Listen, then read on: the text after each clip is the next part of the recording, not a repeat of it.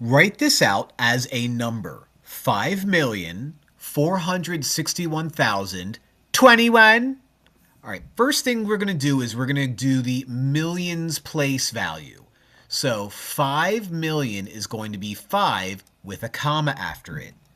Then let's do the 100,000, 10,000, and 1,000 place value by doing this part right here.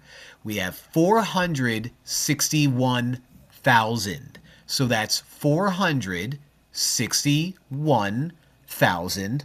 And let's put our comma there. Last but not least, we have 21.